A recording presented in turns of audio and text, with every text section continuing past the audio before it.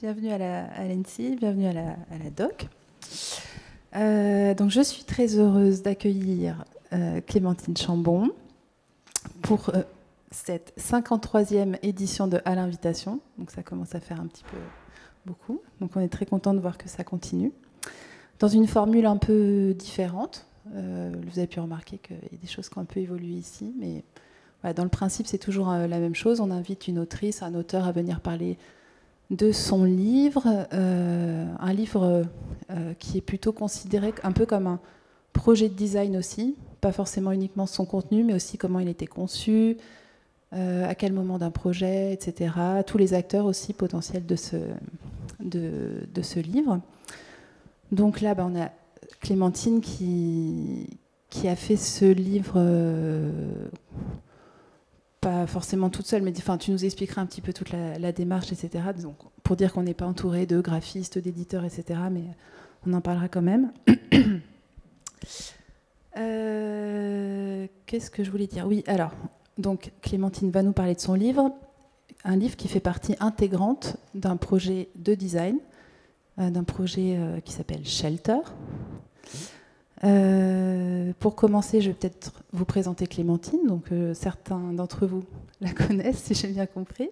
Mais on va quand même revenir un petit peu quand même sur ton parcours, pour ceux qui ne connaissent pas forcément cette partie-là de ta vie. Donc, tu es designer indépendante. Tu es diplômée de l'école Boulle et de l'ENSI. Moi, je t'ai connue en 2014, comme ça, un peu de loin, mais tu étais... designer et tu étais responsable des ateliers de projet aux côtés de... Enfin, tu encadrais les élèves au sein des ateliers de projet aux côtés de François Azembourg. Qu'est-ce qu'on peut dire ? Depuis, tu as une activité de designer, tu as travaillé avec dans différents studios, notamment aux côtés de Mark Newson. Pendant quelques années, tu as collaboré avec différentes marques. Peut-être tu auras l'occasion de revenir un petit peu. On a dit qu'on essaierait de prendre un petit temps pour parler de ce parcours. Et donc, ce projet Shelter, il est arrivé dans ton parcours en 2020. 2020, oui. En 2020, donc une année, je pense, qui restera un peu gravée, la fameuse année du Covid.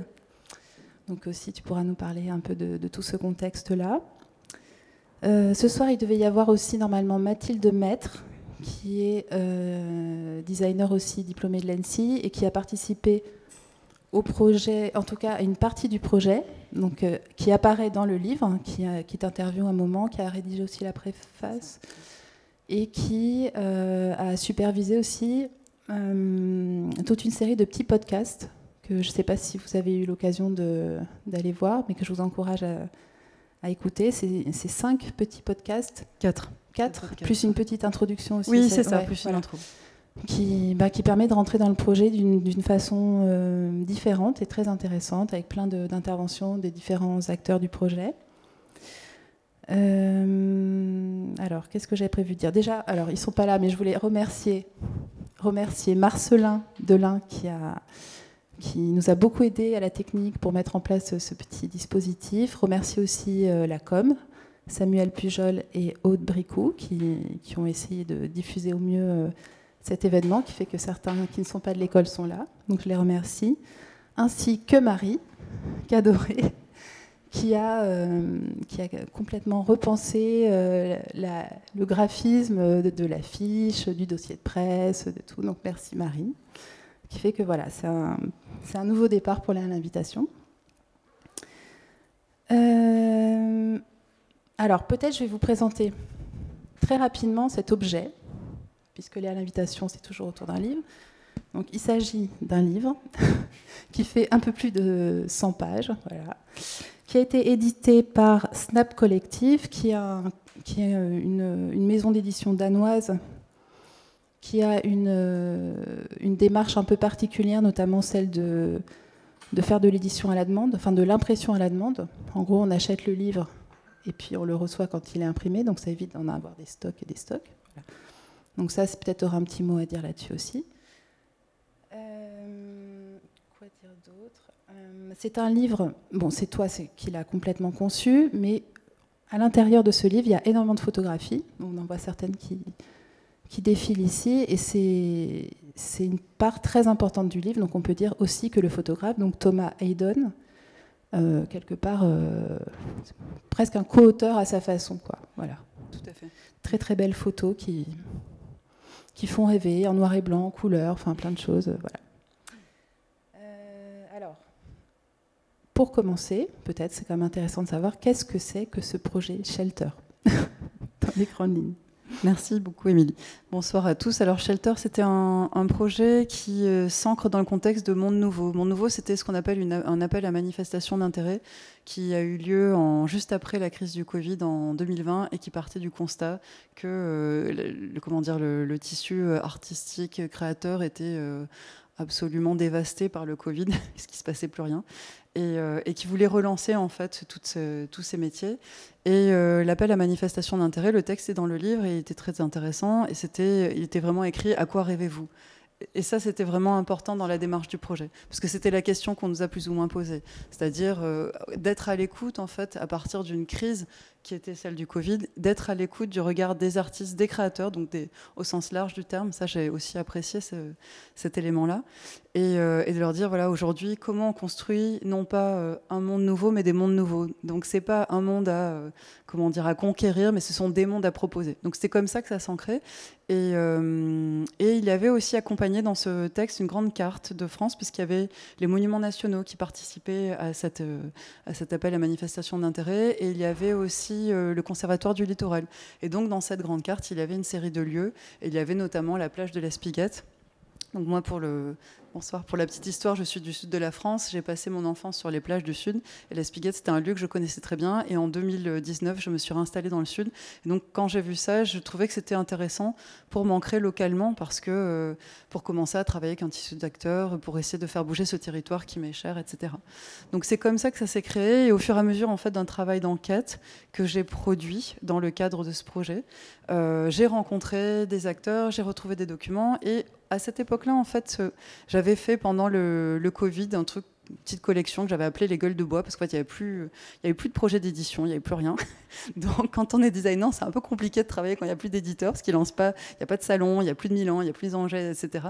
Et donc, j'avais pris des objets en bois upcyclés que j'avais peints pour leur redonner du désir, de la redurabilité. Puis c'était à partir d'une première blague, en fait, c'était devenu quelque chose d'assez amusant. Et donc, je me suis intéressée au bois de seconde main et au bois qu'on ne trouve pas dans les scieries. Et c'est comme ça que je me suis progressivement intéressée au bois flotté, parce que je savais qu'il y en avait effectivement sur ces plages. J'ai trouvé un rapport d'un syndicat qui s'appelle l'OID Méditerranée, qui lutte contre la démoustication, enfin les problèmes de moustiques sur les plages du Sud.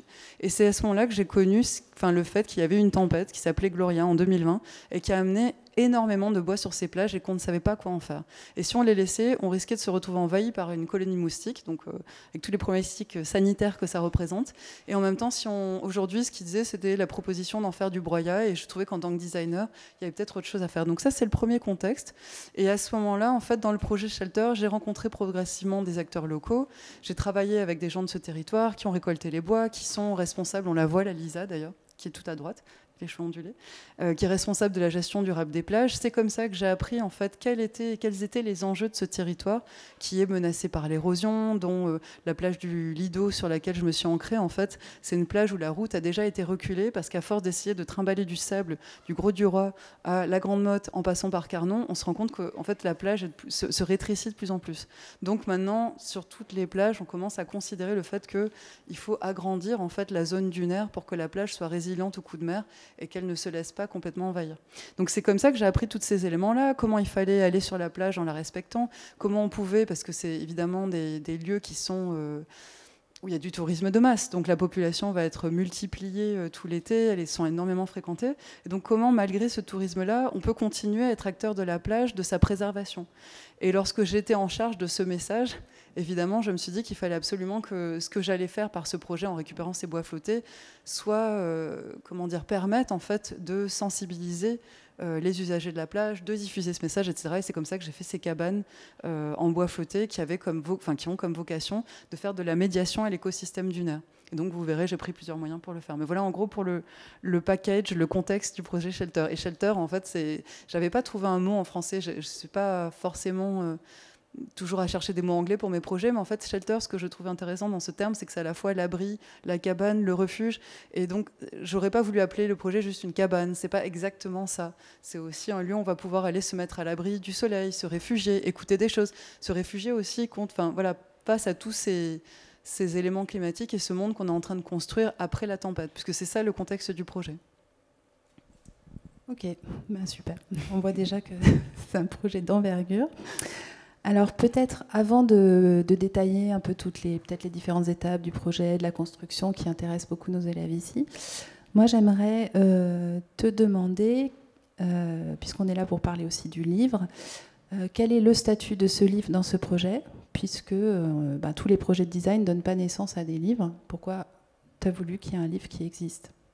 Déjà, moi j'aime beaucoup les livres, ça c'est une chose très personnelle, mais c'est très important pour moi. J'ai toujours, étudiante, demandé des livres à Noël. J'aime les livres d'auteurs, j'aime les livres d'artistes. Je trouve que c'est des façons intéressantes pour découvrir la démarche d'un créateur. Et donc, ça fait partie des choses qui sont autour de moi que j'aime avoir. Je trouve que c'est... un livre, c'est un objet qu'on va pouvoir consulter à différents moments. Et c'est aussi comme ça que je voulais ce livre. C'est-à-dire que je voulais pas... il y avait eu la question par exemple est-ce qu'on fait des thématiques, on pourrait faire des thématiques dans un livre, mais ça m'ennuyait profondément. Je préférais se dire au fond on va pouvoir l'ouvrir au hasard, on va consulter une page, on va pouvoir revenir au fur et à mesure de la façon dont on va soi-même évoluer dans ses recherches, on va avoir envie d'aller lire ou au contraire on va plutôt s'attacher juste à le feuilleter comme un passage et un déroulement. Et donc voilà, ça c'était la première raison. Et c'est vrai que Shelter, je l'ai conçu, le bouquin en tout cas, avec cette envie où le début apparaît à la fin apparaît au début, et il y a tout ce mouvement aussi qui va aussi avec le mouvement des vagues, le fait que c'était un projet mené sur 2 saisons, le flux et le reflux, où on a quand même cette espèce de gymnastique, le fait que c'est pas quelque chose de linéaire. Et d'ailleurs, je suis anti-linéaire de manière générale, donc je pense que ça me correspond aussi. Après, dans le projet Shelter, il y avait plusieurs choses. Déjà, le fait que Monde Nouveau était un appel à projet avec des fonds publics, puisque c'est le ministère de la Culture, et aussi l'Europe. Donc quand on reçoit une subvention comme ça, quelque part, on se sent un peu en charge. Enfin, c'est pas une mission interplanétaire, mais on se dit bon, il faut peut-être faire une forme de restitution aussi, quoi, de ce qu'on a, puisqu'on a perçu quand même, voilà, cette somme, et on dit de montrer, peut-être de démocratiser un propos, de le faire circuler. Et puis, c'est vraiment dans l'ADN du projet, dans le sens où le jour où j'ai rencontré donc Lisa Dossman, la personne qui est responsable de la gestion durable des plages et qui m'avait expliqué tout ça. Voilà, moi je fréquente la plage depuis que je suis petite, j'ai été tout le temps sur la plage, je me suis rendu compte que je ne savais rien et que je ne connaissais pas tout ce qu'elle me disait. Et je me disais, mais là j'ai quelque chose dans mes mains, il faut absolument que je le transmette. Donc on a fait plusieurs opérations pour transmettre ces choses-là. On a fait d'abord les podcasts, c'était la première année. La deuxième année, on a refait une autre opération pour permettre en fait de continuer ce propos avec des textes écrits, brodés directement dans le tapis, qu'on voit peut-être dans les images. Et la troisième année, c'était un peu la date anniversaire, il y a eu le livre. Donc en fait, ça vient s'ancrer dans un propos, puisqu'en plus je donne la parole à Lisa dans le livre, je donne aussi la parole au Vanier. Donc c'était une façon de prolonger en fait ce propos de sensibilisation à l'écosystème et donc de médiation. Est-ce qu'on peut tu peux nous expliquer ce rapport avec ton éditeur aussi, puisqu'on est un peu sur le livre là, parce que j'ai trouvé ça un peu, c'était nouveau. C'est vrai que pour la petite histoire, en fait, Clémentine qui connaissait l'ENSI m'a contactée en me disant voilà, j'ai fait un livre, mais je l'ai fait, c'est-à-dire je l'ai conçu, mais il n'existe pas encore. Est-ce que c'est possible aussi de soutenir le projet en achetant le livre ? Donc on avait peur que ce soit pas possible, tout mon point de vue technique, mais en fait ça a été possible, heureusement. Et donc on a acheté ton livre à la documentation, on a contribué à soutenir ce projet. Et donc cette histoire d'impression à la demande, c'est quand même pas forcément courant. Je sais pas si on a tous entendu des choses où on fait des appels, on demande un peu d'argent pour pouvoir faire quelque chose. Là, ça me semblait être un contexte quand même très singulier. Et si tu peux peut-être expliquer comment ça marche et comment ton ça s'est fait, oui. Voilà, oui, bien sûr. Bon, c'était assez surprenant. C'était assez marrant parce que chaque fois avec Shelter, c'est toujours passé dans le Jura, bizarrement. Bref, j'étais en vacances là-bas, puis je reçois un mail d'une personne qui est un peu une ambassadrice en fait de Snap Collective, qui est cette maison d'édition danoise. Et je pense que, d'après ce que j'ai compris, c'est une maison d'édition qui a développé un principe avec un imprimeur allemand d'impression à la demande. Et ça leur permet en fait d'être très réactifs, parce qu'en général, évidemment, les cycles d'impression, je pense que c'est des choses beaucoup plus longues, et donc de pouvoir, en fonction, taper comme ça et dire bon bah là, hop, on envoie 5 exemplaires de cet élément-là à partir du moment où la maquette elle est calée, et qui me propose donc cette collaboration. Je trouvais que c'était intéressant. En discutant avec elle, je me disais est-ce que c'est le bon lieu, est-ce que ce sujet-là est le bon lieu. Elle me dit oui. Elle m'a convaincue parce qu'elle avait un regard aussi sur le projet qui était intéressant.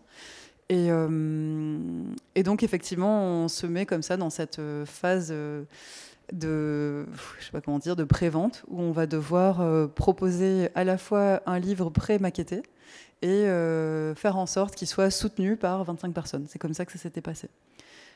Ouais, il fallait minimum 25 pour couvrir en fait les premiers lancements de prototypes. Et après, moi, ce qui m'avait intéressé aussi, c'est que je me suis dit bon, moi, c'est vrai que sur ce projet-là, je suis très vigilante parce que c'était un projet, avec une forte exigence éthique, écologique. Et donc, je trouvais que le fait que ce soit imprimé à la demande, c'était intéressant parce que je me suis dit après tout, si ça plaît pas, c'est pas la fin du monde. Il n'y en aura pas beaucoup qui vont sortir. Et si ça plaît, tant mieux, ça pourrait se répandre un petit peu. Et donc, je trouvais que c'était que ça restait dans l'échelle du projet. À la fois dans la modestie, puis le fait de ne pas non plus laisser un impact monstrueux, parce qu'on pourrait se poser la question aussi d'un livre numérique, etc. Bon, moi, c'est vrai que j'aimais bien le côté papier, pour moi, c'était important, quoi. Donc voilà comment ça s'était monté avec Snap Collective. Ok, super. Alors, c'est bon, vous avez peut-être des questions par rapport au livre, parce qu'on prendra un petit temps pour parler du projet, peut-être vous pourrez poser vos questions après, mais je ne sais pas là comment, on allait passer peut-être plus au projet en tant que tel. Non, je continue. Alors moi une question que j'aimerais te poser, c'est peut-être si tu pouvais revenir un petit peu, tu l'as un petit peu dit déjà, mais comment en fait quand tu as reçu cet appel à projet, que tu as décidé de te positionner, de participer, ça suppose que tu as identifié un territoire quand même, un enjeu, quelque chose. Donc tu parlais de cette cartographie, tu parlais de tout ça. Mais comment en fait tu as vraiment identifié? Donc tu as parlé aussi de ta rencontre avec Lisa. Mais voilà, toute cette période un peu exploratoire, j'imagine qu'on a besoin de prendre un peu connaissance du terrain, de voir quels sont les vrais enjeux et comment le design peut-être peut participer pour le coup c'était défendre, en tout cas faire parler l'écosystème du nerf, faire en sorte de le valoriser et de le protéger. Donc comment s'est passée cette phase peut-être un peu exploratoire, comment tu as récolté de l'information, Déjà, la grande spécificité en fait de l'appel à manifestation d'intérêt dans son fonctionnement, ça c'est peut-être important de le rappeler, c'est qu'à la base en fait quand la note est sortie, il y avait d'abord un concours, évidemment. Donc, c'était une note d'intention qu'il fallait produire avec un dossier, etc. Et lorsqu'on a été sélectionné, il y a eu une première phase qui s'appelait préfiguration et qui était rémunérée. C'est rarissime, en fait. En général, les appels à concourir, vous devez faire la période de préfiguration non rémunérée. Donc c'est très inconfortable quand on travaille comme ça parce que évidemment on va compter le temps et on va regarder le temps qu'on peut passer sur les choses. Et donc cette première phase d'enquête, selon le temps qu'on a envie de donner, mais pour un concours, donc il y a quand même une incertitude, une forme c'est inconfortable en fait. Et donc on ne peut pas prendre le temps comme il le faudrait. Donc là c'était l'inverse. C'était très plaisant parce que à partir du moment où on a dit, OK, il y a eu 294, je crois, projets sélectionnés, on savait que maintenant on pouvait passer à la préfiguration, et dans la préfiguration, on allait pouvoir mener l'enquête. Donc effectivement, je me retrouve, c'est extraordinaire, le projet est sélectionné, et puis moi je m'étais positionnée d'abord sur le Conservatoire du Littoral avec la Spiguette, et là, le Conservatoire du Littoral dit qu'il ne veut pas soutenir le projet, ce qui est, j'entends complètement, parce qu'en fait, le Conservatoire du Littoral, il y a cette notion, c'est dans le terme, de conservation, et donc de ne rien changer. Donc Shelter, évidemment, était pas forcément dans cette logique-là, puisqu'il y a quand même changement. Et donc, j'ai évidemment une espèce de grosse obligation de trouver un ancrage sur le projet, de trouver ses bois. Et donc, c'est drôle parce que je pars, en fait, à partir de ce rapport de l'EID Méditerranée que j'ai trouvé sur Internet, je pars à la recherche, en fait, des gens qui auraient ces réserves de bois flottés. Donc, je mène vraiment une enquête de journaliste, quoi. Et donc, je fais le tour des acteurs du Siquarium, de tous les acteurs locaux. Et j'ai la chance, je me rappelle encore du coup de fil, j'étais dans la rue, d'avoir le numéro de téléphone de Lisa. Je l'appelle, elle me dit voilà, donc j'ai bien eu votre mail, tout ça. J'ai une réserve de bois flotté de la tempête Gloria. Je l'ai gardée, on l'a évacuée de la plage.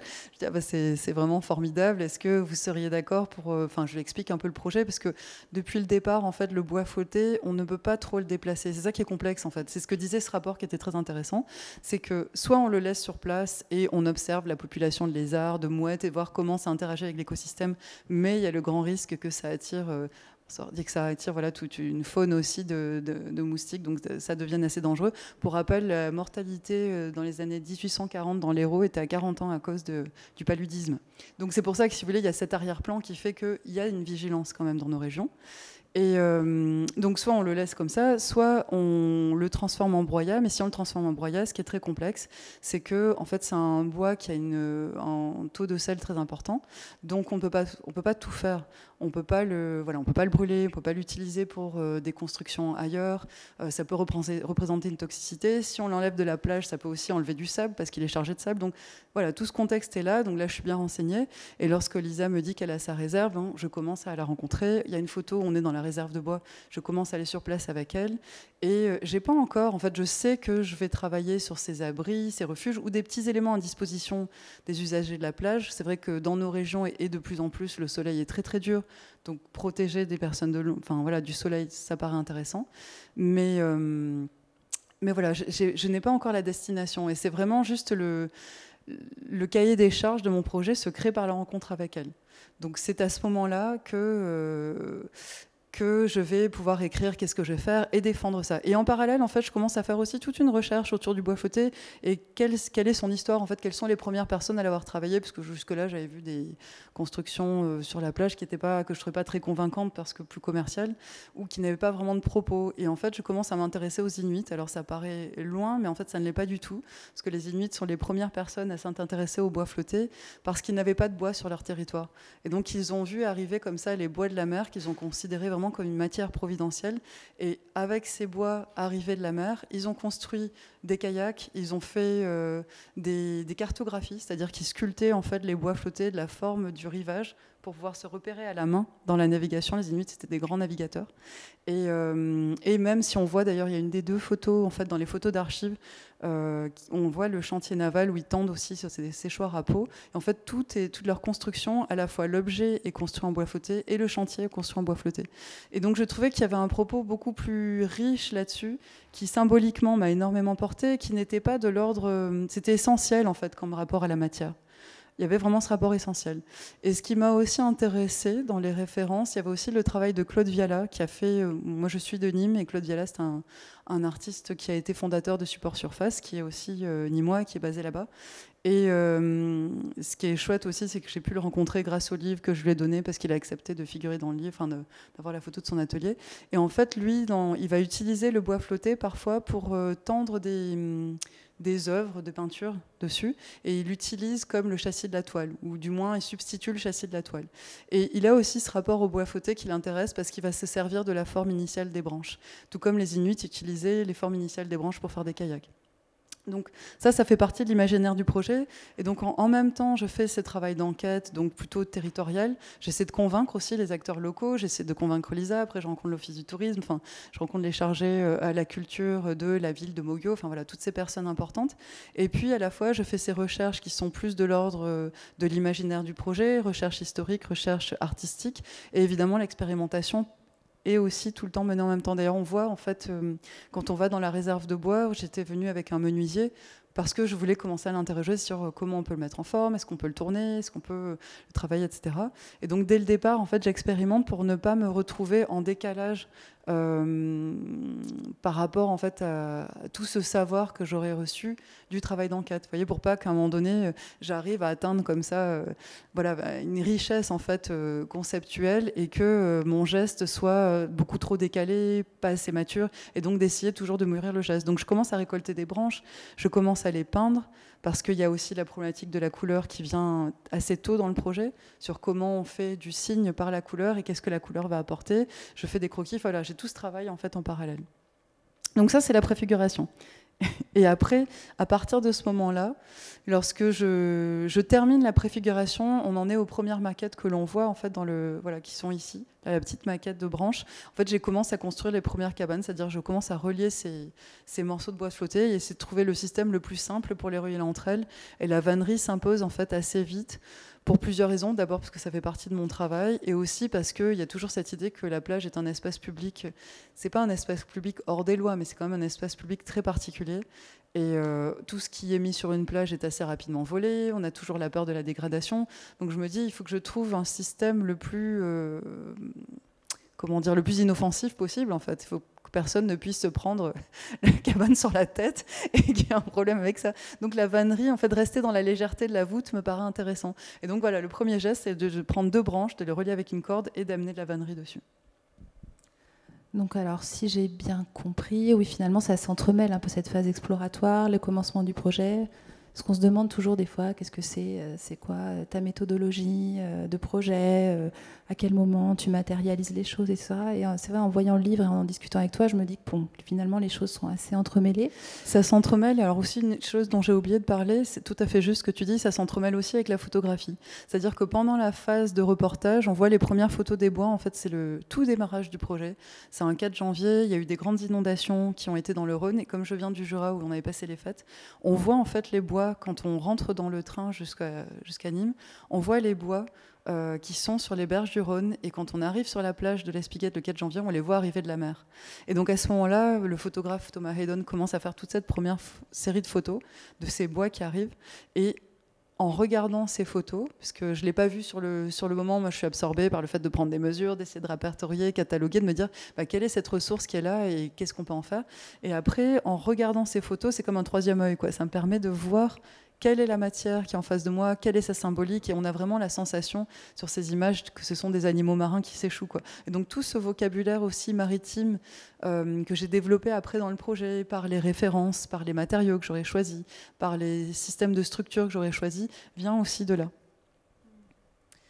Alors peut-être on peut se demander, puisque voilà, les choses ont l'air assez naturellement de prendre forme comme ça, quand on regarde le livre, on voit qu'il y a beaucoup de personnes quand même qui apparaissent sur les photos, donc on comprend que c'est quand même un projet qui a été construit à plusieurs. En tout cas, il y a eu ça c'est un monsieur là, je sais. C'est Pierre Bosch, c'est un vannier avec qui on a travaillé, parce qu'on a fait toujours les installations, c'était c'était important dans la valeur du projet, c'est-à-dire de faire les installations in situ, de ne pas arriver avec un projet déjà monté. Et pour faire que les usagers de la plage puissent accepter en fait ce nouvel objet qu'on leur apportait, il fallait le faire quelque part sous leurs yeux. Il y avait cette donnée-là. Et je pense que ça a été très important. Et voir la vannerie se faire en direct, ça a vraiment un côté extrêmement magique, parce que c'est un savoir-faire à la fois ancestral. Les premiers abris étaient faits en vannerie. Il en reste peu, parce qu'évidemment, c'est une matière beaucoup plus sensible à l'épreuve du temps. Mais c'est une matière qui est très forte en émotion et qui va être très riche et qui est totalement aussi dans le vocabulaire marin. De l'univers marin, de la pêche que Shelter va convoquer. Et comment tu entres en contact avec ces artisans ? Parce que moi j'ai l'impression, après en regardant un peu ce que tu as pu faire même avant ce projet, que tu as en tout cas un plaisir, ou en tout cas que dans ton parcours, facilement tu vas travailler avec des artisans. Le fait de faire appel, à quel moment et comment tu leur parles du projet, et est-ce que tout de suite ils sont partants, comment ça se passe? Alors effectivement, oui, c'est pas toujours, c'est vraiment surtout pour un projet aussi différent, parce que c'est rare d'aller faire une vannerie sur une plage pendant 2 jours qui va rester 3 mois. C'est des contraintes aussi de temps. Il faut installer juste avant la saison de l'été. En fait, on a le go après la phase de préfiguration au mois de juin, et donc on a l'autorisation de s'installer sur la plage en juillet. Donc ça veut dire qu'on a un mois pour mettre en place les équipes. J'avais déjà appelé avant.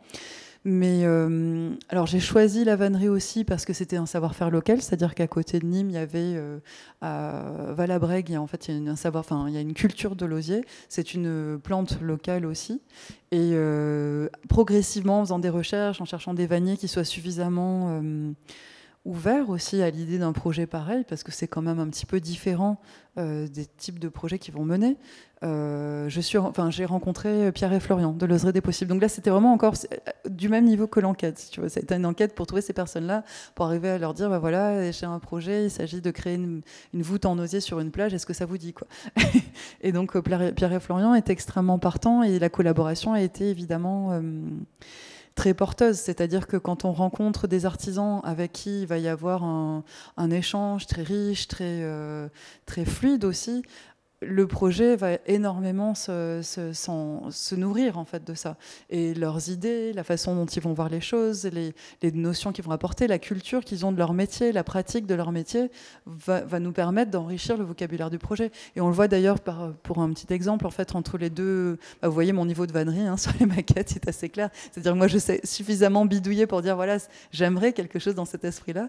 Mais ce qui était génial, par exemple, lorsqu'on voit cette première installation, c'est que Pierre l'a monté vraiment à chaque étape et on validait ensemble. Il disait voilà, regarde la forme que prend la voûte, tu veux telle hauteur, tu veux un petit peu plus haut, un petit peu plus bas, comment tu te situes. Et donc on a créé d'abord, je voulais vraiment pour la première cabane, je voulais vraiment retrouver la structure des nasses de pêche qui est très, qui est très exigeante en termes de tressage. Et dans les nasses de pêche, il y en a plusieurs, mais il y en a certaines qu'on ancre sur le sable pour que les poissons avec la marée, en fait, viennent s'enfermer à l'intérieur. Donc je voulais quelque chose qui soit à la fois, qui ait quand même le mouvement ondulant des vagues, on le voit, la voûte, vous voyez, elle est légèrement ondulée, mais en même temps qui ait ce rythme comme ça très exigeant. Et donc ça, c'est quelque chose qu'on a cherché en amont, l'a préparé par le dialogue avec Pierre et Florian, et aussi in situ. Et pour la deuxième, j'avais vu qu'ils avaient créé aussi toute une série d'installations dans des jardins à Nice qui étaient magnifiques, avec des couleurs différentes. Et donc là, on est parti sur différentes essences. Donc il y avait, de mémoire, je ne me souviens plus précisément, mais il y avait un petit peu de couleurs de saules différents. Et ça crée, vous voyez, une variété, en fait, parce que la deuxième, j'ai voulu vraiment accentuer la gourmandise de la couleur pour aller chercher, en fait, les usagers de la plage à venir. C'était aussi une stratégie de dire voilà, venez voir ce qui se passe ici. Et la couleur, c'est comme un phare, c'est-à-dire comme la lumière. C'est ça va se déployer, parce que c'est quand même des petites cabanes, donc ça va amplifier quelque chose. Donc on a prolongé, en fait, ça par la relation avec les vanniers. Donc effectivement, oui, pour moi, ce travail avec l'artisanat, d'abord, c'est très important, et je pense que c'est totalement une collaboration, quoi. On s'enrichit par ce dialogue. Alors en regardant les photos aussi, on voit, je ne sais pas si du coup peut-être certains se posent des questions, surtout parce que tu nous parles beaucoup de cabanes et d'abris, mais il y a aussi ces éléments qui sont au sol, qui ont l'air d'être plus comme des espèces de couchages, ou voilà. Est-ce que tu peux nous expliquer un peu ce que c'est, parce qu'il y a du textile, il y a d'autres choses, et il y a même des petits bouts de texte, voilà, je serais curieuse de savoir ce que c'est. Alors au début, quand on a pu récupérer les bois flottés, on a pu d'abord prendre les troncs dont ils ne pouvaient pas faire grand-chose. C'est-à-dire que pour le broyat, il y avait toutes sortes, ça c'est vraiment intéressant, il y a toutes sortes de bois, il y a même des poteaux PTT. Quand on voit les bois flottés, il faut s'imaginer vraiment le ravage des tempêtes et de tout ce qui va passer par les fleuves et arriver dans la mer, c'est le tout venant, quoi. Et donc il y a à la fois des troncs qui ont été déracinés plusieurs années avant, et puis il y a aussi des choses beaucoup plus basiques. Donc nous, on a récupéré ce qui était difficile à broyer. Il y avait cet élément-là, et il y avait peu de branches. Donc quelques branches ont été récupérées, préservées, et je trouvais ça chouette d'avoir ces branches, c'était un peu un cadeau. Et au début, quand j'ai fait les premiers tapis, je pensais surtout aux enfants. Je me disais, ça peut être sympa pour les enfants qui passent beaucoup de temps à jouer sur la plage, d'avoir un petit élément près du sol avec lesquels ils vont pouvoir juste jouer, contempler, toucher. C'est comme ça qu'on a fait ces premiers tapis. Et donc le premier, en fait, va regrouper un certain nombre de cordages et de branches que j'ai travaillé comme des perles, avec de la corde de chanvre non traitée, parce qu'évidemment, il fallait qu'il n'y ait aucun élément qui puisse, s'il était dégradé, constituer une pollution de la plage. Donc j'étais extrêmement exigeante dans les choix des matières. Le textile, c'est un tissage de chanvre et laine, et c'est fait en Occitanie. Alors aussi, la problématique du rayon, c'est-à-dire de rester local dans l'approvisionnement des matières. Donc on reste quand même dans un rayon relativement près. La deuxième année, j'avais utilisé de la balle de riz camarguais pour rembourrer les coussins. Donc ces petits coussins, c'était l'idée de faire quelque chose un peu plus ludique pour les enfants. Dans le premier, il y avait des perles de bois qui ont été tournées. Alors c'est très difficile difficile de tourner du bois flotté parce que c'est plein de sel. En général, le sel va abîmer les lames. Mais je voulais montrer un peu l'évolution comme ça, de la branche jusqu'à l'objet manufacturé, un peu pour constituer un imaginaire aussi, pour dire, voilà, vous voyez, ce bois flotté, qu'est-ce qu'on pourra en faire aussi. C'était une façon d'en parler. Et dans le premier, en fait, les couleurs, je voulais, on les voit là aussi, la question de la couleur, mais je voulais rappeler le passé de la forêt, c'est-à-dire dire, la forêt, c'est des nuances de vert, c'est des fleurs, enfin, c'est très gourmand comme teinte. Et il y avait aussi, les bois venaient de l'Aude, parce qu'il y avait eu, en fait, la tempête Gloria avait ravagé les Pyrénées occidentales. Et donc, j'ai regardé les terres qui étaient dans l'Aude. Donc, il y avait aussi l'idée de ramener les terres qui ont nourri les arbres, tu vois, dans la teinte. C'est exigeant, c'est bien. Et donc le deuxième tapis... Rien n'est laissé au hasard, quoi. Non, il y a eu beaucoup de choix. Il y a eu vraiment beaucoup de choix. Et le deuxième tapis, en fait, on a renforcé le propos de médiation, parce que dans la première installation, la médiation était uniquement sur les podcasts. Et en fait, on a eu un premier retour des podcasts après l'été 2022. Et on s'est rendu compte qu'il y avait eu 200 écoutes de podcasts, ce qui n'est pas énorme. Et on s'est rendu compte que probablement, et je les comprends en même temps, les gens sur la plage avaient peut-être plus envie de regarder la mer et de lire un livre que d'aller écouter des podcasts. Parce qu'il y avait un petit QR code sur une partie des troncs où on pouvait... Et donc sur le deuxième, tu vois, sur la deuxième cabane, le tapis de médiation, on a directement brodé des éléments de médiation qui étaient très importants. C'est Lisa qui a écrit les textes en disant de quoi est constituée la laisse de mer. D'ailleurs, on le voit dans le deuxième tapis. En fait, il y a les acteurs de la laisse de mer. Donc la laisse de mer, ça vous parle? La laisse de mer? Moi, je connaissais pas cette expression. En fait, la laisse de mer, c'est tout ce que laisse la mer. C'est en soi très simple. Et c'est très important parce que c'est ce qui va nourrir le sable. Donc oui, c'est l'occasion, vas-y, de faire... On y va. Ouais, non, mais on va faire un peu de médiation. On ne sait pas forcément l'écosystème du nerf. Super intéressant. Et donc c'est à la fois c'est constitué de ce qui s'appelle l'herbier de Posidanie, qui ces longues herbes qui sont dans les fonds, en tout cas méditerranéens, et de cette région-là. Et lorsqu'il y a un bon herbier de Posidanie, ça veut dire que les fonds sont sains. C'est pour ça qu'on dit toujours qu'il faut faire très attention avec les ancres de bateau, de ne pas mettre les ancres dans les herbiers. Et donc vous allez en retrouver sur le sable. Après, il va y avoir des capsules de raie. Donc les capsules de raie, c'est les petits œufs de raie. C'est les petites formes un peu, je ne sais pas comment les définir, mais voilà, des petites formes comme ça. Après, il va y avoir donc le bois flotté, il va y avoir des feuilles, des branches, des plumes. En fait, toute cette laisse de mer, des coquillages évidemment, toute cette laisse de mer, c'est ce qui va constituer le sédiment du sable. On pense que le sable est une matière inerte et c'est totalement faux. Le sable, ça devient une forme d'engrais. Et c'est sur ce sable, lorsqu'il est vraiment, lorsqu'il contient une laisse de mer suffisamment riche, il va pouvoir donc être vecteur d'un certain nombre de végétations, comme l'oya qu'on voit sur les dunes. Et c'est cette végétation-là qui va renforcer la dune, qui va tenir le sable, qui va faire en sorte que la dune soit plus forte et qui va faire en sorte que lorsque la mer va monter, lorsqu'il y a des coups de mer, et puis avec l'érosion quand même de la plage, en fait, va faire en sorte que la dune est beaucoup plus résiliente, la dune va s'auto-régénérer, et donc ne va pas rétrécir la plage. En fait, c'est grâce au fait que le sable soit nourri, soit fertile, que nous sommes protégés des coups de mer. Donc ça, c'est super important. Et donc dans les messages à faire passer, et qui a été un des principaux messages de Lisa, c'est de dire il ne faut pas ramasser les coquillages, il ne faut pas ramasser la laisse de mer, il ne faut pas des plages. À une époque, vous savez, on avait l'image de la plage comme un espace carte postale, où le sable était blanc. En fait, ça, c'est l'anti-plage finalement. Enfin, en tout cas, chez nous, dans le sud, il faut vraiment une plage qui est en bonne santé. C'est une plage où, sur le sable, il y a toutes ces choses, tous ces éléments, et qu'il faut surtout laisser en place. Parce que sinon, vous ne pouvez pas faire pousser d'espèces dessus, d'espèces végétales dessus. Donc ça, c'est essentiel. Et dans les règles aussi, parce qu'on va faire un petit rappel, mais c'est important parce que ça fait partie du projet. Toujours, on dit, il ne faut pas dépasser les ganivelles. Pourquoi? Vous voyez ce que c'est les ganivelles? En fait, ce sont ces petites barrières en châtaignier. Pourquoi il ne faut pas le faire? Parce que les ganivelles, ce sont ces barrières qui tiennent les dunes. Et à nouveau, on se retrouve toujours avec cette problématique de la dune qui doit être suffisamment forte et résiliente. Et donc la première stade, c'est la dune embryonnaire, c'est le sable sur lequel vous marchez juste au bord de l'eau, et progressivement, il y a différentes étapes de dune. Et la dune, c'est vraiment un écosystème qui est très résilient, mais il faut juste lui donner de l'espace, du temps, et puis ne pas l'abîmer dans son fonctionnement. Donc voilà pour le propos de médiation. Après, dans Shelter, on en dit un peu plus. Lisa, elle va beaucoup plus parler de ça aussi. Pourquoi les bois flottés aussi sont intéressants, c'est qu'ils vont accueillir tout un certain nombre d'espèces, que ce soit dans leur navigation en mer, que ce soit des espèces d'oiseaux, des insectes, etc. Donc tout cet écosystème-là, il est équilibré à partir du moment, c'est toujours pareil, on rompt l'équilibre, on va casser l'écosystème. Merci. Et donc dans Shelter, il y avait ça, c'est-à-dire moi ce que je me disais, ce qui était super important dans le projet, c'est que si quelqu'un donnait un coup de couteau dans le tapis, eh bien que le tapis puisse continuer à nourrir le sable. Donc si j'ai de la balle de riz, alors la balle de riz c'est l'Écosse du riz camarguais, donc c'est aussi dans un rayon local, etc. Voilà, évidemment il ne s'agissait pas d'amener une plante invasive sur la plage, mais ça risquait pas de pousser, donc j'avais toujours fait valider par Lisa les éléments que j'allais amener.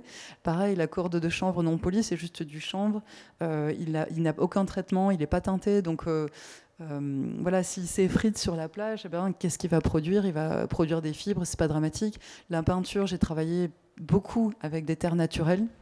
Alors, j'ai pas fait la peinture à la farine, j'aurais pu, mais à l'époque, j'avais pas pris le temps de découvrir cette technique-là. Donc, c'est des liants acryliques, mais c'est moi qui mélangeais toutes les peintures en amont, et je travaillais vraiment aussi sur la plage avec, c'est-à-dire on travaille la peinture quasiment sans eau, quoi. On nettoie tout par essuyage. Enfin, c'est vraiment tout un cycle respectueux. Et c'était en quelle saison que c'était présent sur la plage? C'était l'été? Toujours en été, c'est-à-dire la première installation, on l'a menée on a installé en juillet-août et on a démonté en septembre, et la deuxième, on a fait 3 mois. Et il faut savoir que la première installation, on se disait, bon, est-ce que ça va tenir? Parce que les gens ont suffisamment respecté l'installation, est-ce que ça va tenir 15 jours, quoi. Donc on est arrivé à tenir 3 mois la deuxième année, c'était parfait. Est-ce que vous avez des questions à poser à propos du projet?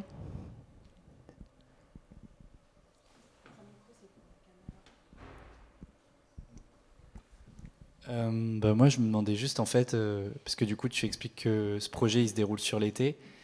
Et est-ce que, en fait, en pensant ton projet, tu avais un peu réfléchi à l'après?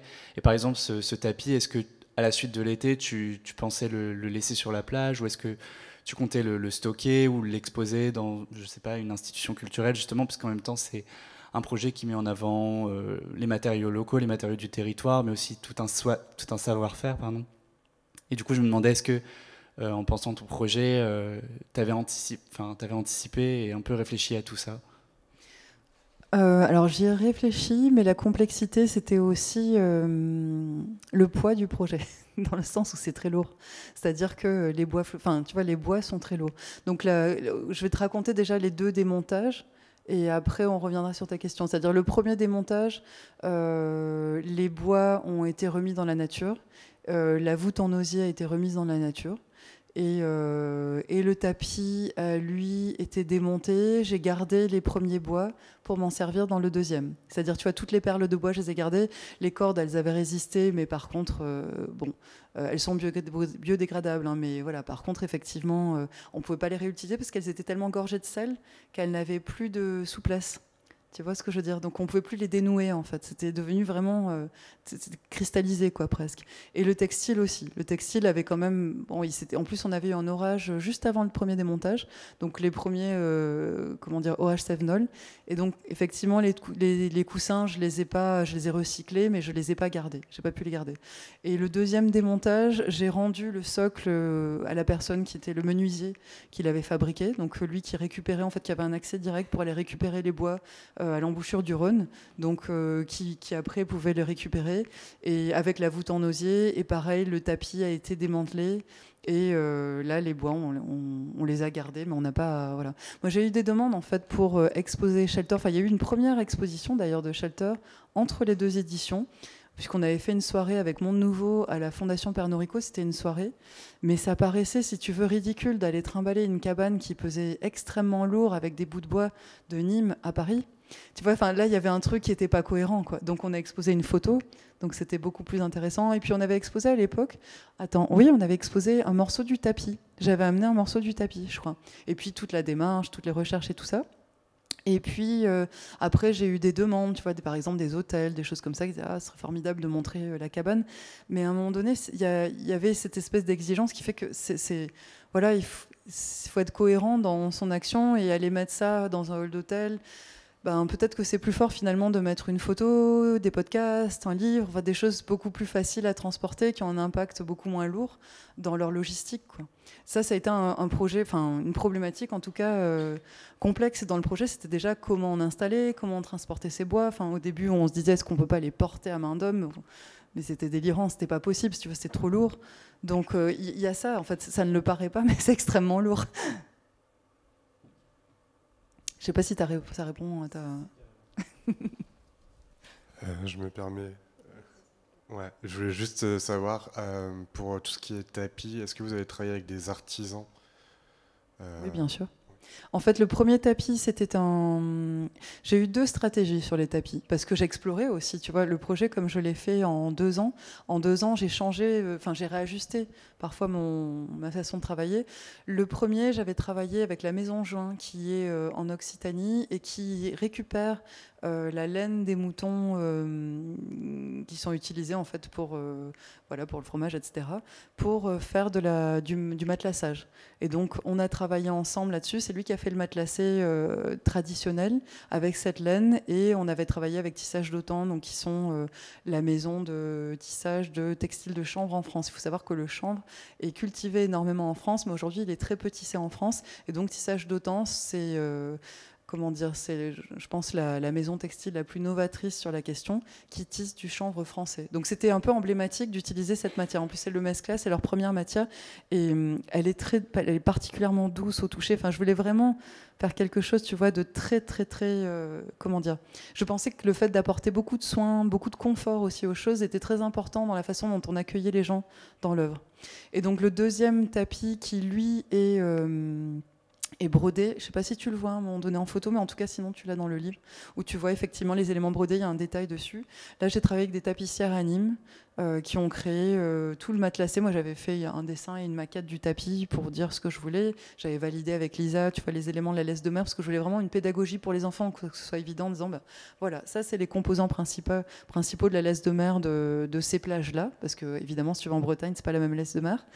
Ça va dépendre des fonds marins, etc.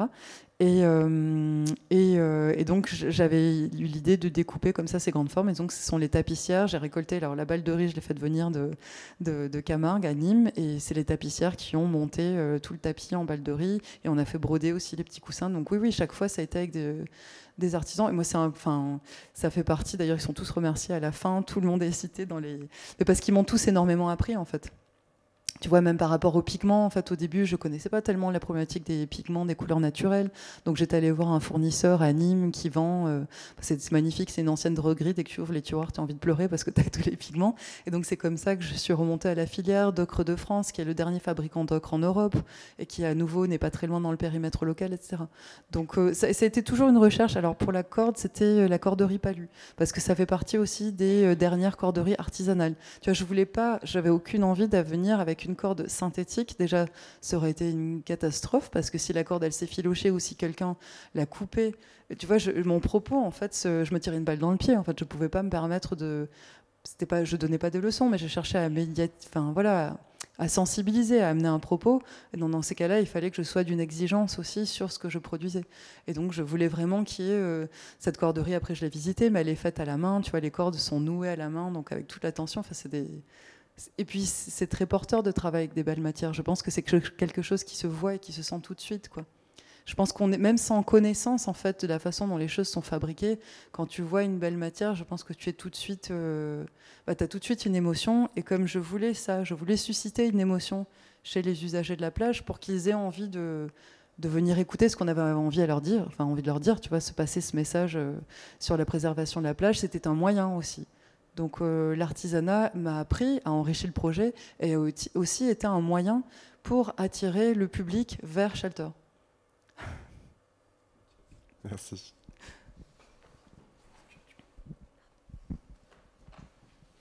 Tu disais que ces plages-là, elles sont très fréquentées l'été.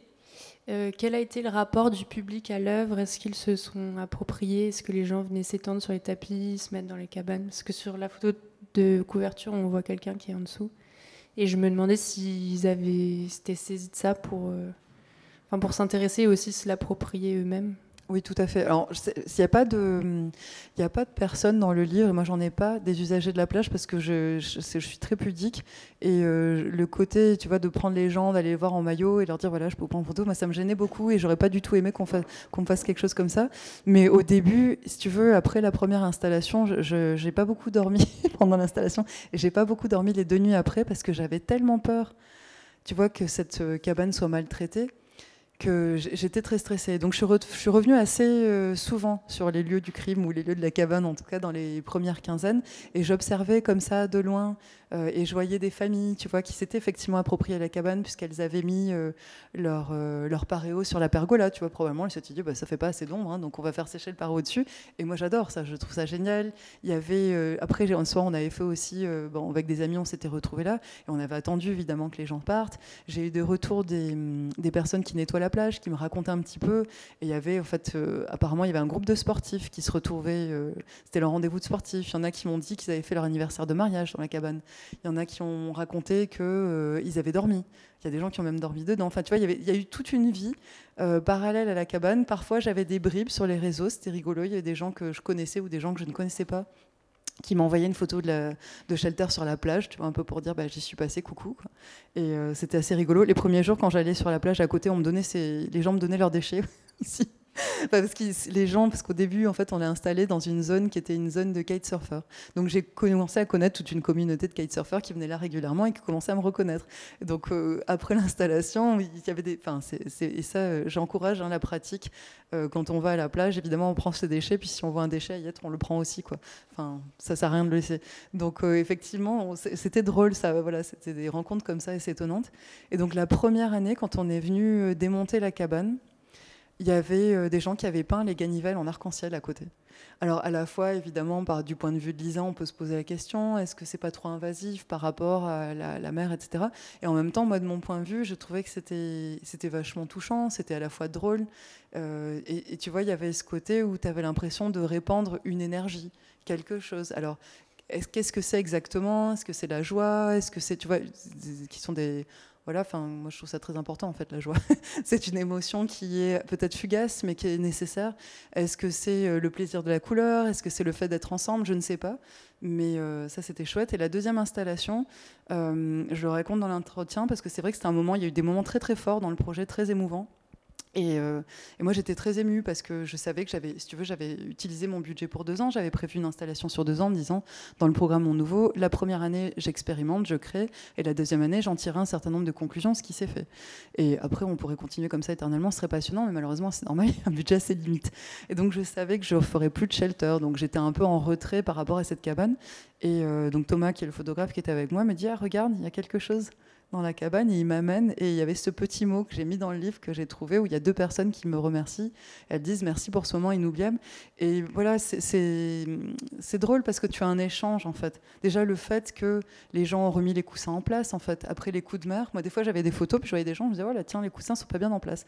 Et après, je voyais d'autres photos, je disais, ah, tiens, les coussins ont été remis.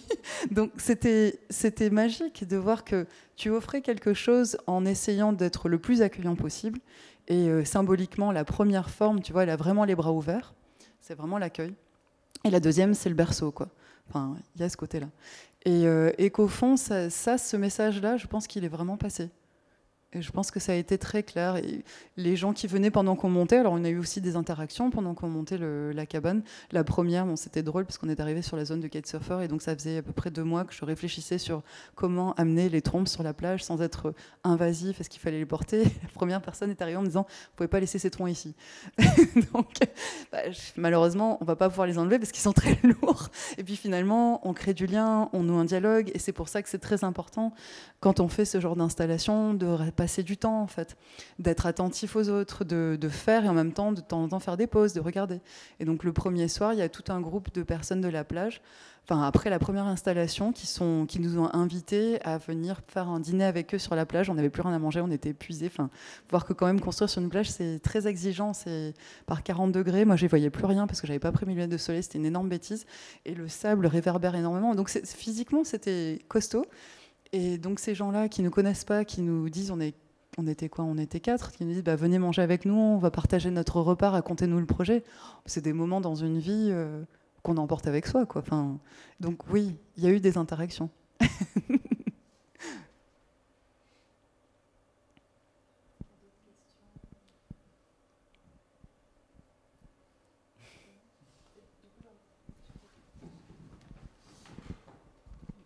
Moi, j'ai peut-être une dernière petite question, sauf si tu as des choses à ajouter peut-être encore. Ça va venir peut-être en Peut-être même ça temps. vient. Du coup, ma question, comme tu as l'air de nous parler d'un projet qui est très fort, qui est très j'imagine, qui t'a marqué, pour plein de raisons. Là, tu viens d'en citer quelques-unes. Et de quelle façon ça influe ta démarche aujourd'hui de designer? Est-ce que ça a changé quelque chose? Est-ce que tu... Voilà. En fait, oui, un projet comme ça, comment dire, c'est très compliqué, après un projet comme ça, d'aller faire du design comme avant. Parce que c'est tellement... sur plein de plans, déjà, vous l'avez compris, sur le point de vue écologique, c'est extrêmement engagé. Même sur le point de vue de l'écosystème, c'est-à-dire comment on travaille avec des artisans, ce qui était un peu la question que tu posais tout à l'heure. Du point de vue humain aussi, le fait de proposer quelque chose pour l'autre. Il faut savoir aussi que Shelter a commencé par un moment assez tragique, en fait. C'est ce reportage où on voit les troncs qui arrivent comme ça de la plage. C'est à la fois très émouvant. Donc, en plus, je venais de me renseigner sur les Inuits, donc je le raconte à Mathilde dans les podcasts. J'avais vraiment l'impression d'être une Inuit, moi, de voir arriver les troncs.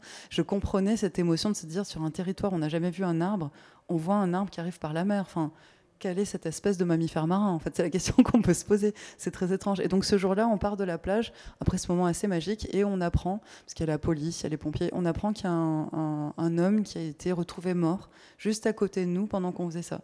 Et moi, ça m'a profondément marqué, en fait, ce moment-là. Et je pense que ça a profondément teinté le projet. C'est-à-dire, ça paraît totalement potache, mais dans Shelter, il y a ce rapport quand même de la mort, quoi. C'est-à-dire, qu'est-ce qu'on fait d'un arbre mort? Qu'est-ce qu'on fait de l'organique? Et aussi comment on continue à essayer de préserver la vie. Donc ça a été vraiment le parti pris. Donc il y a quand même quelque chose d'un peu dense à la base du projet. Et aussi, pourquoi la vocation d'accueil? Pourquoi le fait... accueillir sur une plage, on voit toute la symbolique que ça a, évidemment. Et voilà. Et donc tout le soin qu'on peut prendre à faire des choses le mieux possible, de manière la plus accueillante possible aussi. Peut-être...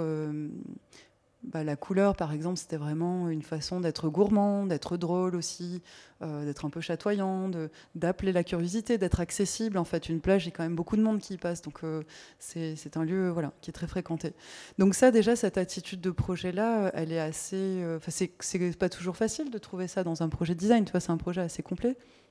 Et puis, par rapport à tout ce que j'ai appris par ailleurs sur la fragilité des côtes, sur cette érosion qui nous guette, etc., c'est vrai qu'après, on a du mal à se regarder dans une glace si on fait des projets exactement comme avant. Donc, c'est un peu compliqué parce qu'il faut quand même revenir à une réalité.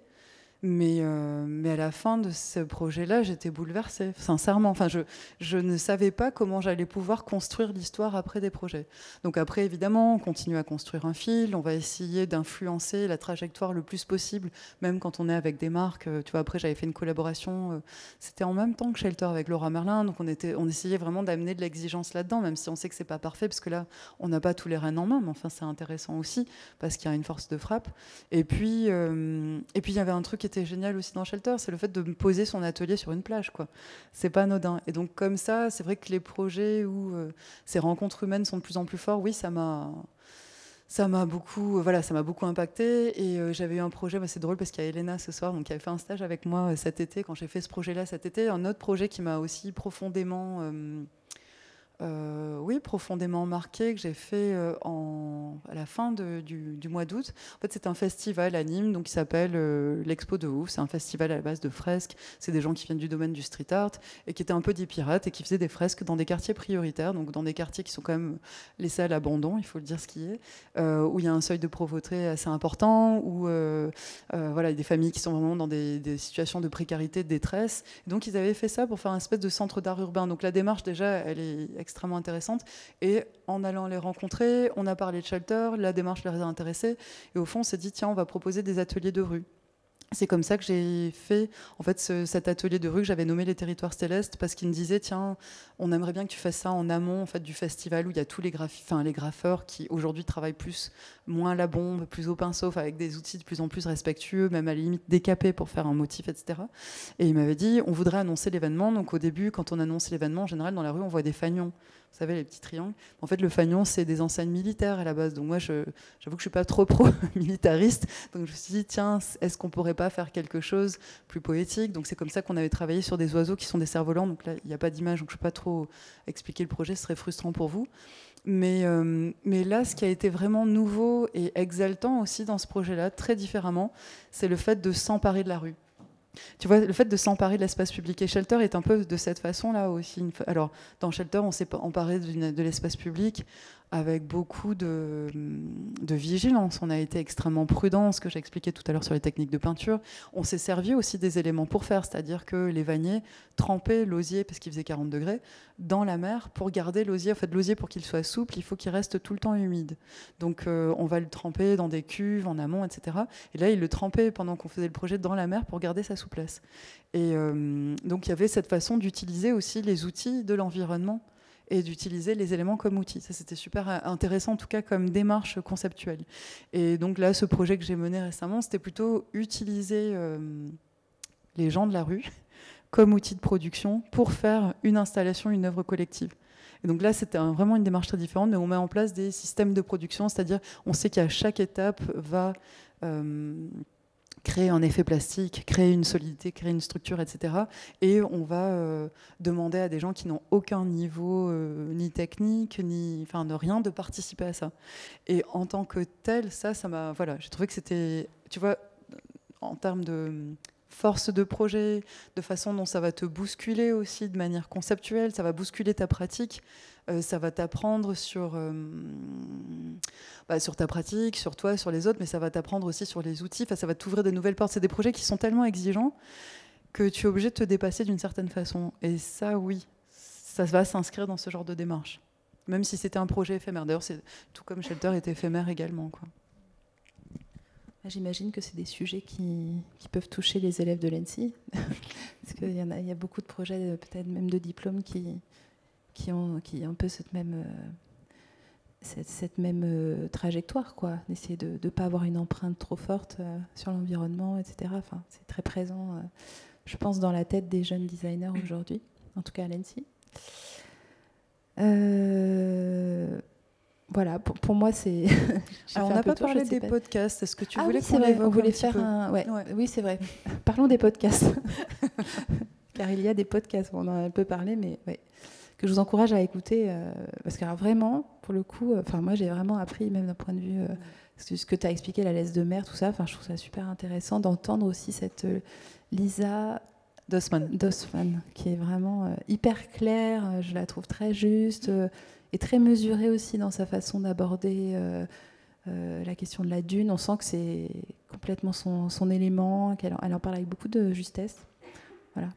Ouais, les podcasts, c'était l'idée de faire des formats très courts parce qu'on se disait qu'il faut être vraiment accessible à tous. Enfin, on se pose toujours la question du propos, mais bien entendu, il ne s'agit pas de donner des leçons parce que, jusqu'à un certain âge très avancé, j'ai jamais eu, de notion de tout ce qu'on allait essayer de transmettre. Donc, il fallait que je le transmette avec la même simplicité. Et donc, c'était l'idée de donner la parole aux acteurs. Donc, il y a une garde du littoral qui intervient sur la faune et la flore. Il y a Lisa Dossman, évidemment, qui va parler de l'écosystème dunaire et toute cette façon dont la dune a de se régénérer. Et puis, on va aussi raconter le projet, tout ça. Donc, on a inventé en fait des petits formats qui durent 10 minutes, pas plus. On voulait vraiment que ça reste très court. Et il y en a 4 et qui vont évoluer comme ça chaque fois par thématique. Et... donc, il fallait donner la parole aux acteurs et puis aussi progressivement parler. Ça j'ai un tout petit peu expliqué au tout début, mais parler de ce contexte de monde nouveau, puisque il y avait la notion quand même de fonds publics. Donc, c'était important de dire qu'est-ce que fait le ministère de la Culture, pourquoi c'est important ce que fait le ministère de la Culture en faveur des artistes et comment on peut faire un projet de design sur un territoire aussi. C'était un peu ça la thématique, quoi. Et oui, il y a aussi la question de... Tu parlais de Mathilde parce qu'en fait ces podcasts ils ont été montés et organisés aussi par des personnes qui maîtrisent très bien l'art du podcast. En fait. Oui, tout à fait. En fait, en gros, au début, on avait eu c'était Mathilde Maître et Thomas Bory qui ont créé Punctional, qui est un... Alors, je ne sais pas comment ils le définiraient, mais c'est 10 histoires de design, 10 objets. C'est ce que Mathilde met dans sa bio. Il y en a qui connaissent. Moi, j'ai découvert aujourd'hui et j'ai vu qu'en fait, il y a plein de choses.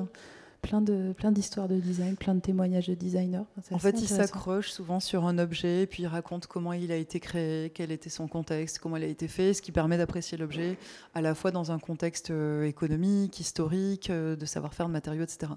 Et donc voilà, avec Mathilde, parce que Mathilde est surfeuse aussi, donc elle a une bonne pratique de l'océan ou de la mer, et on avait échangé toutes les deux là-dessus, et donc ils avaient cette connaissance sur comment créer du contenu aussi sous d'autres façons, que le projet de design et autour du projet. Donc ça a été assez simple hein, comme relation. Enfin, c'est même super enrichissant parce que je leur donnais en gros quelles étaient mes envies, là où je n'avais pas trop envie d'aller. Enfin, tu vois, les formats dont j'avais envie, etc. Et après, ils ont mené ça tous les deux, quoi. Donc c'est vrai que Shelter a été vraiment le lieu de collaboration avec des gens qui étaient très autonomes. Tu vois, tout comme la photographie, on n'échangeait pas avant, quoi. On arrivait ensemble sur la plage. Bon, il faut dire que je connais quand même très bien, puisque c'est mon mari le photographe. Donc évidemment, on se comprend. On a une exigence en termes d'image commune. On a un vocabulaire commun esthétique, et je savais ce qu'il allait produire. Mais voilà, on allait sur place et chacun était concentré dans ce qu'il avait à faire à ce moment-là. Mais par contre, évidemment, son regard m'apportait à voir d'autres choses. Et tout comme les podcasts de Mathilde m'ont appris aussi, de Mathilde et Thomas m'ont appris d'autres choses sur le projet. Enfin, j'ai été toujours très, très, très nourrie par les personnes avec qui j'ai travaillé. Donc c'est vrai que j'ai eu la chance dans ce projet-là d'être super bien entourée, en fait, avec des équipes de personnes à la fois très douces, très respectueuses de l'idée du projet et en même temps très riches, quoi, en termes d'apport, quoi. Et les entretiens avec les différentes personnes interrogées, c'est toi qui les as menés ou... Non, c'est Mathilde et Thomas qui les ont menés. D'accord. En fait, on en parlait un petit peu avant parce que Aurélia Dubois, c'est la garde du littoral qui interviewait. Je l'avais rencontrée avant aussi, donc elle m'avait appris plein de choses et j'avais rencontré Lisa et tu vois, j'avais raconté tout ça à Mathilde et Thomas en Il y a disant, Bernard Blisten aussi qui intervient. Oui, à la fin effectivement, parce en fait le premier, je crois, c'est d'abord on arrive sur la plage, donc qu'est-ce que c'est qu'une plage et qu'est-ce que vient faire ce projet-là dedans. Le deuxième, je pense qu'il est un petit peu plus ancré sur le projet. Le troisième va parler du territoire, de la résilience, etc. Alors j'ai un peu en vrac. Et le quatrième va parler plus du contexte Monde Nouveau. Donc à ce moment-là, il y a Caroline Naféji qui intervient, qui était donc le jury chargé du design en fait dans l'équipe du jury Monde Nouveau, et Bernard Blisten qui a monté l'appel à manifestation d'intérêt Monde Nouveau. Et donc on a travaillé au centre Pompidou. C'est ça, qui était le directeur du centre Pompidou. Ouais, tout à fait. Donc on l'a rencontré, on s'est dit que c'était important. Et d'ailleurs dans le livre vous avez le texte de l'appel à manifestation d'intérêt. C'est un texte que je pense tous les créateurs ont lu et relu, à mon avis une bonne vingtaine de fois avant de rendre la note d'intention, et qui voilà, moi, ce texte a été scandé dans ma tête à chaque étape du projet, quoi. Le toujours à quoi rêvez-vous, quoi. Et qu'est-ce qu'on peut apporter par rapport à cette réponse-là ? C'est-à-dire, en plus, c'est des Bernard Blisten et Maud, on a échangé ensemble en fait au début du projet. C'est-à-dire que dans la période de préfiguration, on avait un rendez-vous avec Caroline Fégy et toute l'équipe où on présentait vers où on voulait aller, et c'était toutes ces questions qui venaient. D'ailleurs, qui ont aussi nourri le dialogue. Donc c'était important de les mettre dans les podcasts pour situer le contexte. C'est-à-dire, je ne sais pas si Shelter aurait pu avoir lieu, tu vois, sans cette note de l'appel à manifestation d'intérêt qui est si particulière. Et puis tout évidemment ce contexte très confortable aussi qui a été cet appel à manifestation d'intérêt, quoi. Merci beaucoup. Est-ce que vous avez peut-être envie de... Non, mais c'est peut-être... on n'a plus le temps. Je voulais peut-être venir sur le parcours, ton parcours avant tout ça. Voilà. Oui. Alors, le parcours... en fait, moi, je suis à la toute base, donc je suis nîmoise. Je suis partie pour faire mes études à Paris. Et à l'époque, j'ai fait l'école Boulle en archi intérieur.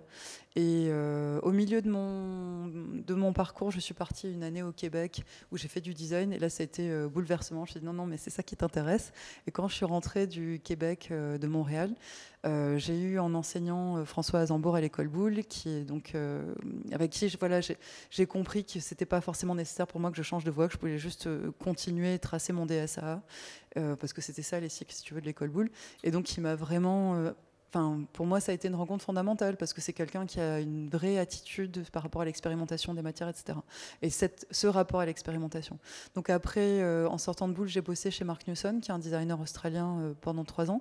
Et donc là, j'ai eu une énorme expérience d'un projet industriel puisque j'ai travaillé sur l'A380, donc pour Qantas, la compagnie aérienne australienne. Ouais, tout l'aménagement intérieur. Enfin, moi j'étais responsable sur Color and Trim, Soft Product et Mood Lighting. Donc ça veut dire toutes les couleurs des sièges, les motifs, les laminés qu'il y a sur les murs, toutes les couleurs de tout l'avion. Et après, évidemment, j'ai travaillé en équipe avec des graphistes, avec les équipes qui étaient, eux, chargées du design des sièges, etc. Mais c'était un superbe projet où j'ai voyagé un peu partout, en Australie, à Hambourg, bon, aussi à Toulouse, aux États-Unis, parce qu'on travaillait avec le monde, en fait, dans ce projet-là. Donc j'ai cette ce bagage comme ça industriel que j'ai trouvé évidemment super intéressant et qui m'a beaucoup appris. Mais bon, au bout d'un moment, c'est normal. Moi, j'avais envie de faire ma création, donc je suis restée 3 ans. Puis après, j'avais envie de faire quelque chose de particulier, enfin de singulier plutôt. Et à ce moment-là, je me suis associée pendant 10 ans avec une personne qui était issue du textile et de la mode et de l'école du Perret, parce qu'elle était enseignante. Donc là, on a travaillé plutôt dans un côté beaucoup de développement textile. Par exemple, pour Dixon Constant, tu vois, on a dessiné des motifs, on a fait des choses de sourcing matière pour Dior, on a fait du textile lumineux, parce que la lumière, c'était super important. Tu vois, moi, je suis nimoise, donc la lumière a beaucoup d'importance pour moi. Et vivant à Paris, je pense que j'étais très frustrée. C'est peut-être pour ça que j'ai autant travaillé le luminaire à ce moment-là. Mais voilà, à un moment donné, il y a des envies qui changent aussi. Et puis, je trouvais que j'avais peut-être moins un travail d'auteur et c'était important. Enfin, tu vois, il y a des bouleversements qui t'arrivent dans la vie qui font que tu te dis, voilà, c'est maintenant que je dois faire les choses que j'ai vraiment envie de faire, quoi. Et donc, à ce moment-là, on s'est séparés en 2019. J'ai fait une résidence de recherche à l'ANSSI. Et d'ailleurs, j'avais fait aussi une VAE à l'ANSSI. C'est-à-dire que je suis diplômée de l'ANSSI par VAE parce que après l'expérience Magnusson, pendant le moment où j'ai eu mon association à Paris, je travaillais à l'ANSSI en tant qu'assistante de François Zambour dans l'atelier de projet. Donc, qui était mon ancien prof qui m'avait proposé de venir ici. On a fait ça pendant 7 ans. Puis après, j'ai eu des jumeaux. Donc, il y a une espèce de truc qui disait, OK, on place où les forces parce que sinon, on ne va pas tenir debout, quoi. Donc, du coup, j'ai dû choisir un petit peu et je me suis concentrée plutôt sur mon travail que la pédagogie, même si j'ai trouvé ça super intéressant. J'ai fait 1 an aussi de pédagogie à l'école Boulle. Donc, c'est comme ça que j'ai rencontré un certain nombre d'anciens étudiants qui sont là. Et puis après, pour des raisons de vie personnelle, qui ne sont pas du tout des raisons stratégiques, mais parce que voilà, on n'a qu'une vie. Donc, à un moment donné, il faut être... ces choix, si c'est vraiment des choses qui sont importantes, il faut les faire. Donc je suis partie, j'ai déménagé dans le sud à Nîmes, et c'est à ce moment-là qu'est arrivé le projet Monde Nouveau. Et si tu veux, alors par contre, pour mon activité, depuis que je suis installée en solo, les pôles les plus importants pour moi, il y a le design d'édition, parce que c'est quelque chose que j'aime faire, surtout avec des maisons d'édition italiennes. Ça, c'est une passion. Je suis passionnée de design italien. J'adore toutes les maisons d'édition italiennes parce qu'elles ont un rapport à l'artisanat qui est magnifique. Donc j'ai travaillé, on le voit dans les livres, avec Bonacina notamment, qui sont des gens qui vont travailler le rotin, mais c'est des maîtres, quoi. Enfin, donc voilà, c'est des collaborations que j'adore faire, donc c'est quelque chose que je continue à accentuer. Après, j'ai toujours des collaborations assez fortes, ce côté couleur, motif, parce que j'adore ça, ça m'amuse beaucoup. Et donc ça va être par exemple des designs, tu vois, de carreaux de ciment, des designs de papier peint. Dans ces cas-là, j'essaie de trouver des gens qui ont des entreprises en France, qui ont des beaux savoir-faire, parce que ça continue aussi à être dans la même éthique. Après, il y a des choses... plus de la pratique artistique parce que en fait je me suis remise à peindre pendant le confinement. Je pense qu'il y avait un effet cocotte minute, quoi, tu vois, de faire que l'activité était tellement ravagée et puis il fallait aussi distraire les enfants dans un espace clos, et donc à force de leur faire faire de la peinture, j'en pouvais plus et je me suis remise à peindre, et c'est à ce moment-là que j'ai redéveloppé cette pratique-là. Et je le considère plutôt comme une pratique de recherche alternative, si tu vois, toutes ces collaborations. Et c'était un peu comme un coming out quand j'ai fait ça. Je ne savais pas trop comment ça allait se passer, même avec les éditeurs avec qui je travaillais. Tu vois, est-ce qu'ils allaient comprendre cette autre démarche? Et aujourd'hui, ça se passe plutôt bien. C'est-à-dire qu'on comprend, je pense, l'enrichissement de cette partie de peinture qui me vient de manière assez naturelle, spontanée, mais qui va me permettre d'expérimenter des motifs, des nouvelles formes, d'aller questionner de la recherche en fait esthétique, quoi. C'est vraiment ça. Et puis aussi de la recherche d'usage, c'est-à-dire faire semblant qu'une matière est belle, faire semblant qu'une matière est noble, parce qu'on va juste passer un temps fou à peindre en motif, comme faisaient au Moyen-Âge en fait, les meubles paysans. Donc tu vois, il y a ce côté-là. Mais voilà, et tout ça donc s'imbrique un petit peu avec des projets qui vont être parfois des collaborations avec des marques, comme une collaboration que j'avais faite donc, avec Leroy Merlin récemment, des collaborations avec Habitat, enfin des choses comme ça. Donc ça reste, c'est vrai que c'est plutôt design-auteur. Je fais encore beaucoup aussi, oui, c'est vrai que toute la partie médiation, atelier, des workshops, ça je continue à en faire, parce que j'aime ça, ça me plaît, je trouve que c'est des rencontres qui sont très très fortes. J'avais fait des ateliers enfants l'année dernière à la collection Lambert qui m'ont bouleversée, parce que tu vas rencontrer des personnalités magnifiques qui vont s'exprimer sur une semaine où il va y avoir un lien par la... J'aime bien faire travailler les gens et j'aime bien travailler, donc on travaille souvent tous ensemble et je trouve que le lien se fait comme ça, quoi. Donc ça, c'est des choses que je continue à maintenir dans mon travail. Voilà, ça te donne une espèce de cartographie. Ouais. Pas d'autres questions?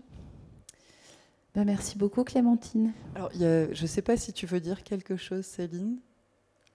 Bon, ça, parce qu'en fait, donc c'est Céline Justin qui est arrivée, qui est la personne qui m'avait contactée lorsque c'est toi qui m'as contacté quand Snap Collective m'avait contacté. Je trouvais que tu avais un très joli. En fait, la raison pour laquelle tu m'as contacté, les choix que tu avais faits, c'était un très joli propos. Donc, bon, c'est sans te forcer et sans toi, Oui, bien oui. entendu, très à l'aise. Hein, mais...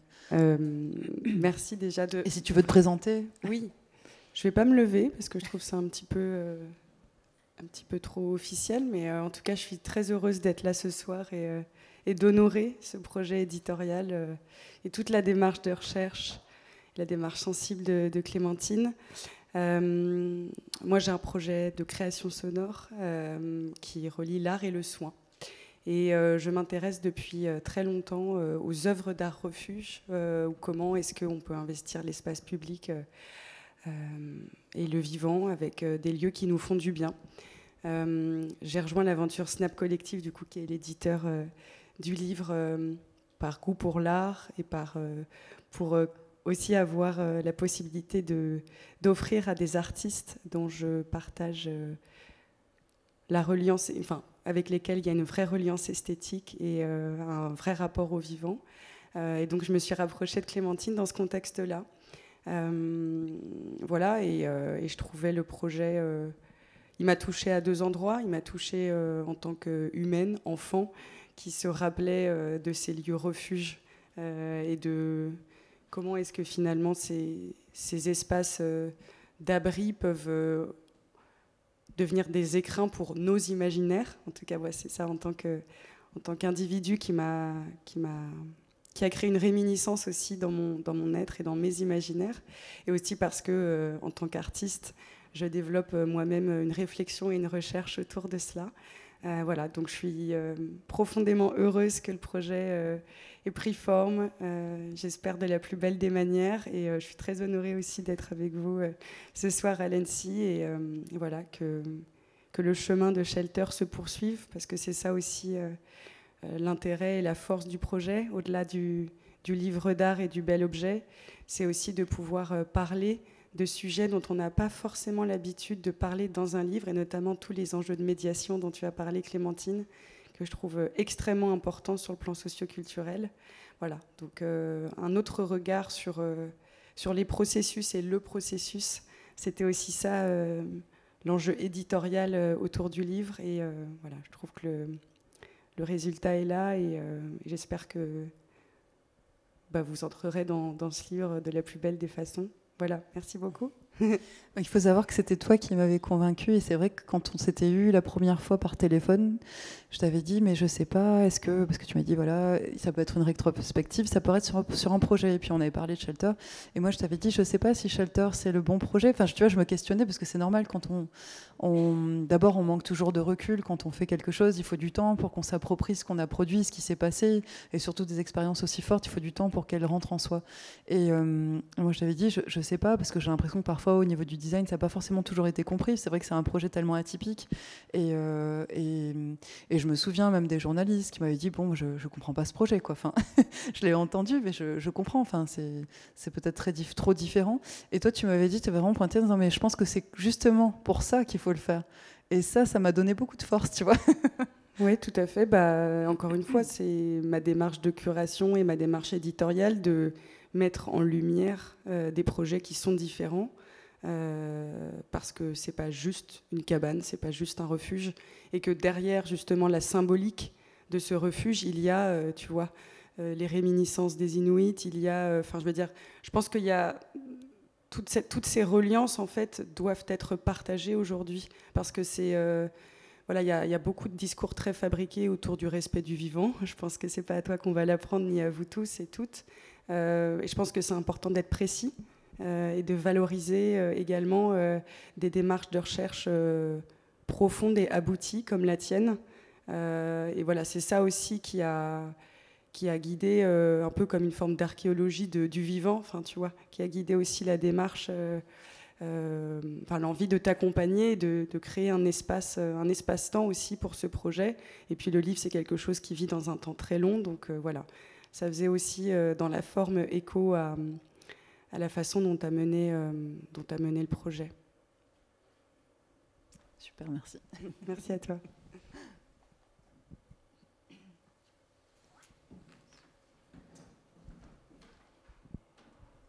Je pense qu'on va peut-être du coup s'arrêter là, enfin, si c'est bon pour tout le monde. Merci beaucoup d'être venus. Ça fait plaisir de voir que vous êtes quand même assez nombreux. Merci beaucoup Clémentine d'être venue jusqu'à l'ANSSI. J'espère que tu repasseras par ici de temps en temps. Donc tu vois, ton livre a intégré les collections de la documentation de l'ANSSI. Donc voilà, en réserve, je précise, parce qu'on y tient. Donc venez, vous pourrez le consulter uniquement sur place. Mais on fera en sorte de le valoriser. Et voilà, puisque quand on continuera nos sélections de livres, on se dira tiens, quand il y a des projets peut-être qui ressemblent un peu ou qui peuvent. Voilà, on ne manquera pas de le sortir. Voilà. Merci à tous.